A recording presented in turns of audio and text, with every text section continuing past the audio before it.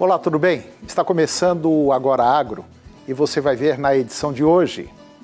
Exportações de carne suína dos Estados Unidos subiram na semana passada. China volta a comprar soja dos americanos. Exportadores privados anunciam venda de soja dos Estados Unidos para ser entregue lá na China durante 2019 e 2020. Paraná encerra a colheita com total estimado de 36 milhões de toneladas, volume 3% acima da safra anterior. Conselho Internacional de Grãos reduziu em 9 milhões de toneladas a sua estimativa para os estoques mundiais. E previsão para o consumo de milho e trigo caiu 1 milhão de toneladas cada em relação à projeção de setembro. O Agora Agro já está no ar.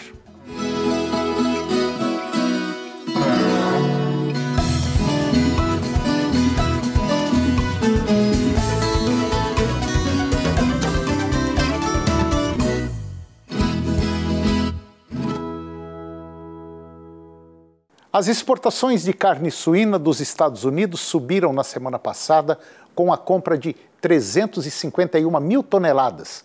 Desse número, 152 mil toneladas foram para a China, combinadas com 142 mil toneladas da semana anterior. A China comprou 294.800 toneladas nas duas últimas semanas. A aritmética do produtor nos diz que isso equivale a aproximadamente 3 milhões de suínos no mercado. Dizer que as coisas parecem estar esquentando seria subestimá-lo. O colapso total da base de produção de suínos lá na China está levando à necessidade de grandes importações de carne suína. Você só precisa ver o anúncio da Tyson Foods e também da JBS, duas das maiores empresas de embalagens dos Estados Unidos, com uma produção combinada de mais de 170 mil suínos por dia. Ambas anunciaram nos últimos dias que no futuro não aceitarão suínos alimentados com ractopamina. A China não comprará carne suína contendo ractopamina. Foi relatado ao Departamento de Agricultura norte-americano, o USDA, por exportadores privados, uma venda de 264 mil toneladas de soja dos Estados Unidos para serem entregues lá na China durante o ano de 2019 e 2020. Esse fato mostra o interesse chinês em dar uma trégua na disputa comercial entre os dois países. Segundo a agência de notícias Reuters, esta compra é a primeira confirmação do governo dos Estados Unidos de uma exportação de soja desde uma declaração de 11 de outubro do presidente americano Donald Trump, dizendo que a China compraria 50 bilhões de dólares em produtos agrícolas do seu país, como parte de um acordo comercial em andamento. Para isso, as duas nações realizaram muitas reuniões no decorrer dos últimos meses. Os Estados Unidos e a China estão em uma disputa comercial em andamento desde que a China elevou as tarifas de importação em 25% sobre a soja dos Estados Unidos em julho do ano passado, em retaliação aos direitos dos americanos sobre produtos chineses. Ambos os países continuaram trabalhando na resolução dos problemas comerciais em andamento, mas até a semana todas as tentativas de trégua foram insuficientes para um resultado positivo. E os Estados Unidos e a China estão em uma disputa comercial em andamento desde que a China elevou essa tarifa de importação em 25% sobre a soja americana em julho do ano passado. E essa retaliação dos direitos dos Estados Unidos sobre os produtos chineses. E os dois países estão trabalhando nessa resolução desses problemas comerciais. Mas até a semana passada, todas as tentativas de trégua foram insuficientes para um resultado para chegar a ser positivo. A compra da soja também ocorre depois que a China ofereceu uma cota livre de tarifas para 10 milhões de toneladas de soja dos Estados Unidos aos processadores chineses e internacionais de soja em 23 de outubro. Esperava-se que a renúncia criasse uma grande demanda por compras, mas os altos preços dos americanos diminuíram essas aquisições. Antes disso, os asiáticos estavam comprando soja do Brasil e também da Argentina, deixando os Estados Unidos um pouco de lado. E depois do intervalo, você vai ver que o Paraná encerra a colheita com um total estimado em 36 milhões de toneladas, volume 3% acima da safra anterior. O Conselho Internacional de Grãos reduziu em 9 milhões de toneladas a sua estimativa para os estoques mundiais. E a previsão para o consumo de milho e trigo caiu 1 milhão de toneladas cada, em relação à projeção do mês de setembro. Nós voltamos já, é um minuto só.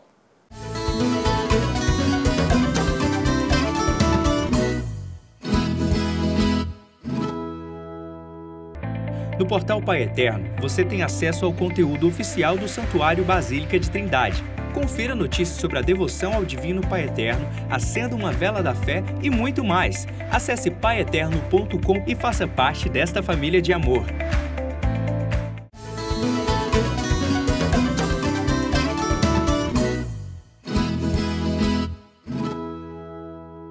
Com a colheita dos cereais de inverno praticamente concluídas, a safra de grãos 2018-2019 lá no Paraná já está sendo encerrada com um total estimado de 36,3 milhões de toneladas, volume 3% acima da safra anterior 2017-2018, que atingiu 35,4 milhões de toneladas. E quase 1 milhão de toneladas de cereais a mais produzidos no estado, segundo o levantamento do Departamento de Economia Rural, o DERAL, que pertence à Secretaria de Estado da Agricultura e Abastecimento, que é relativo ao mês de outubro. A safra de grãos de verão 2019-2020, que está sendo plantada, poderá chegar a 23,4 milhões de toneladas, sendo que o cultivo de soja representa por volta de 90% da área plantada nesta época do ano lá no Paraná. A safra de grãos de verão poderá ser 19% maior em relação à safra passada, que foi de quase 20 milhões de toneladas. Segundo a diretoria do DERAL, essa safra 2019-2020 começa com um potencial de 4 milhões de toneladas a mais por causa da possibilidade de recuperação da soja, que quebrou no ano passado devido à seca, quando foram perdidas mais de 3,5 milhões de toneladas. O Conselho Internacional de Grãos, o IGC, ele reduziu em 9 milhões de toneladas a sua estimativa para os estoques globais no final da temporada 2019-2020 para 592 milhões de toneladas. De acordo com a entidade, a queda se deve aos estoques iniciais menores do que esperados inicialmente.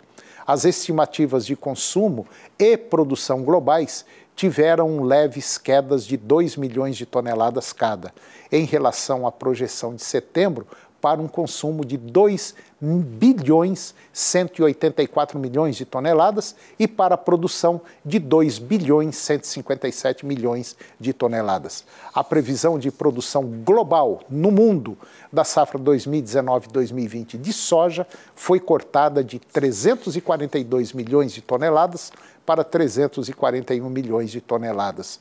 A estimativa para a colheita de milho também foi levemente reduzida de 1 bilhão e 99 milhões de toneladas para 1 bilhão e 98 milhões de toneladas. Já para o trigo, a estimativa de produção foi reduzida em 2 milhões de toneladas para 762 milhões de toneladas. A previsão para o consumo de milho e trigo caiu 1 milhão de toneladas cada cultura, em relação à projeção de setembro, para 1 bilhão 138 milhões de toneladas de milho e 766 milhões de toneladas de trigo.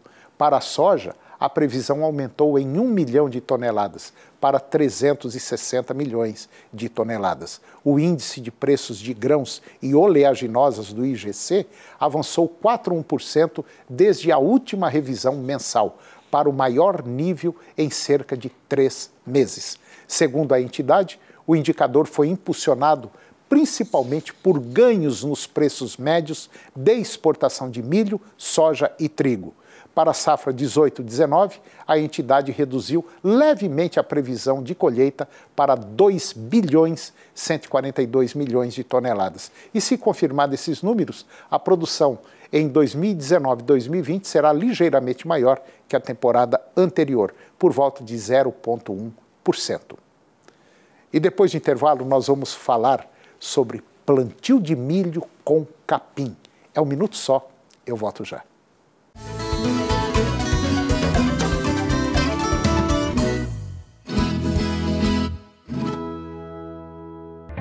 No portal Pai Eterno, você tem acesso ao conteúdo oficial do Santuário Basílica de Trindade. Confira notícias sobre a devoção ao Divino Pai Eterno, acenda uma vela da fé e muito mais. Acesse paieterno.com e faça parte desta família de amor.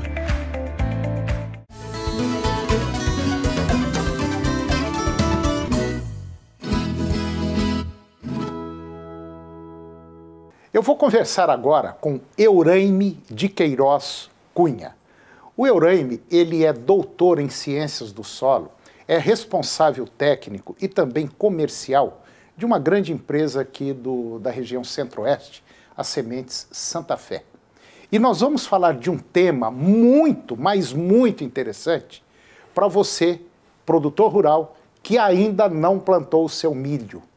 Principalmente você que é pecuarista, nós vamos falar sobre o cultivo do milho com capim, uma modalidade que vem se destacando no meio agropecuário. Euraime, muito obrigado pela sua presença aqui no nosso programa. Eu tenho certeza absoluta que essa conversa nossa vai deixar muita gente aí informado sobre plantar milho com capim. Tudo bem? Tudo bem. Euraime, nós estamos numa época agora, muitas regiões ainda não plantaram, e tem muito pecuarista querendo plantar milho com capim. Mas não é você simplesmente plantar o milho e, como muita gente faz, joga a semente a lanço, depois passa um rolo por cima tal para compactar essa semente. A coisa não é bem desse jeito. Você tinha que ter planejado isso muito tempo antes, inclusive no preparo do solo, aplicar um calcário, aplicar um gesso, enfim, uma série de procedimentos já devem ter sido feitos para ter um resultado bom. É mais ou menos isso? Exatamente. A lavoura de milho ela tem que ser conduzida tudo dentro da técnica, né? Desde o pequeno produtor ao médio grande, com análise de solo, calagem, gesso, adubação adequada para a cultura. E os sistemas integrados, que é a integração lavoura-pecuária, ela também segue esse preceito do consórcio, né? Escolhendo a cultivar correta de forrageira a ser utilizada, para silagem ou para grão, isso tudo vai determinar de cada necessidade de cada produtor rural. Bom, hoje, essa prática de plantar milho com capim, nós sabemos que às vezes a pessoa, ele é só agricultor. E nós sabemos também que outros são só pecuaristas. Mas a técnica de você plantar o milho com capim ajuda muito o solo, não ajuda? Ajuda. E essa tecnologia de você plantar o milho com capim, tem certeza absoluta, independente do tamanho pequeno, médio, grande produtor, você pode tranquilamente ter um pasto logo depois da colheita, até lá por volta de março, abril, um pasto verde, né, Euraime? Desde que seja feito dentro da tecnologia. O que você orientaria um produtor que já comprou a semente de milho, comprou a semente de capim, o adubo e vai fazer esse plantio ainda? Normalmente o agricultor ou o pequeno pecuarista, ele planta-se o milho para silagem solteiro, a grande maioria dos produtores. É verdade. Né? E com isso ele está tendo uma perda de tempo financeiro e de proteção do solo muito grande. O que nós orientamos? Ele fazer o consórcio, a associação da forrageira, escolhido ou desejável, junto com o milho dele para silagem, quando for implantar esse milho. Quais são os benefícios? Vai auxiliar a produtividade do milho, não atrapalha, é ao contrário que a grande maioria dos pecuaristas e produtores rurais acham, desde que seja conduzido de forma correta. Então tem as técnicas a ser utilizada, né, os procedimentos a ser utilizado, de manejo, a hora de jogar, quantidade de semente a ser utilizada, controle de herbicidas no momento certo, a altura certa de colheita para silagem, principalmente, e depois deixar o capim rebrotar para utilizar na entre-safra com os animais. Então aí vem aquela clássica pergunta. Eu tenho uma plantadeira, eu já comprei meu milho, já comprei meu adubo, minha semente. Essa semente do capim, ela entra onde? Ela entra junto com o adubo, ela entra com quem? Junto com o milho não pode. Ela é jogada a lanço. Como é que eu faço essa aplicação da semente? Como é que eu planto a semente? Correto. Nós temos que entender a estrutura de maquinário individualmente de cada produtor rural. Sim. Né? Mas de maneira geral? De maneira geral, o que o grosso vai ter dos agricultores e pecuaristas são, ele tem um vincom, que é os funis, né, para distribuir a semente. Nós não recomendamos utilizar a semente forrageira junto com o adubo de plantio do milho. Por quê? Quando você coloca no adubo de plantio do milho, se a profundidade do adubo tiver abaixo de 4 ou 5 centímetros de profundidade, você vai atrapalhar a germinação com uniformidade da semente de forrageira. Então você não vai ter a forrageira pós-colheita para silagem do milho. Então o procedimento correto é distribua a semente de forrageira no mesmo dia que vai plantar o milho. Então o primeiro passo, distribui a semente de forrageira a lanço em área total. Antes do milho? Antes do milho, mas na mesma sequência, no mesmo dia de plantio. Então, primeiro passo, distribuir a semente da forrageira. Segundo passo, se o espaçamento na entrelinha do milho for maior que 50 centímetros entre carrinho de milho, nós utilizamos uma niveladora fechada para dar condição da semente forrageira germinar com uniformidade. Próximo passo, venho plantando milho em seguida. Tá? E um fato importante, a integração ela não muda de forma alguma a quantidade de semente de adubo recomendada para o milho. Se ele usa 300 kg a 300 kg, se é 400 kg a 400 kg. E também não muda a quantidade de adubo de cobertura. Se ele vai usar ureia em cobertura, 200, 100 kg de ureia... Permanece do mesmo jeito? Permanece. Como se não tivesse o capim ali, a semente do capim. Exatamente, como não tivesse a forrageira junto. Só que tem um detalhe muito importante. O produtor, ele tem costume de fazer adubação de cobertura com 25 dias pós-plantio do milho.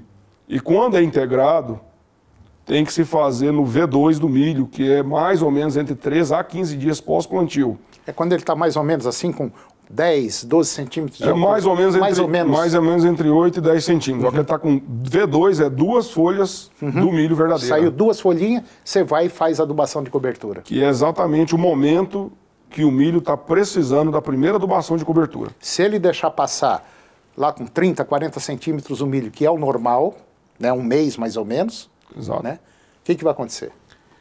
Nesse momento, o milho ele já fechou todo o seu potencial produtivo. Então, o produtor perdeu o time de adubação.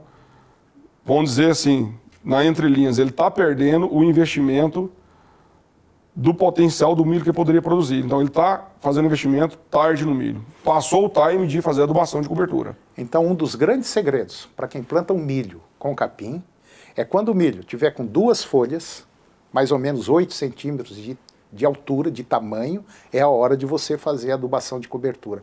Passou desse tamanho, desse prazo, o prejuízo já passa a ser grande, o milho já não aproveita o que deveria aproveitar. Perfeitamente. É isso mesmo. É exatamente isso que acontece. E na hora da colheita? Aí depois eu sigo os trâmites normais, tudo certinho. Normalmente até eu colher meu milho. Qual é a altura da colheita que eu vou fazer se eu quiser fazer silo? Antes da colheita tem um detalhe importante que eu chamo a atenção, pelo seguinte, que é o controle de herbicidas. Sim. Normalmente o produtor faz o controle de herbicidas recomendados, de folha larga e folha estreita, e depois isso aí que faz a adubação de cobertura. Por isso que normalmente ele faz com 25, 30 dias. Da forma que nós temos utilizado na prática faz a adubação com 15 dias, estou reforçando, isso é um ponto importante. Sim. Após isso aí, 7 dias faz o adubo, faz o controle químico de herbicida somente o de folha larga. E na altura de corte, a hora que estiver no ponto de silagem, na altura de corte, ele tem que cortar em média com 30 centímetros de altura. Por quê? Se ele cortar baixo, que é normalmente que se corta, que é 15, 10, ele vai acabar com a estrutura do capim. Aí o capim não vai ter condição de ter um rebrote com uniformidade e pode chegar até morrer o capim. Bom, então fica essa dica importante do Euraime. Eu trouxe o Euraime aqui porque eu sei que você que ainda não plantou e vai plantar milho com capim, tem que observar muito esses cuidados para você não ter prejuízo. Euraime, eu só queria um telefone para que se alguém tivesse alguma dúvida e quisesse ligar para você. Qual que é? 62? 62 é o 98147 98147 3607 3607.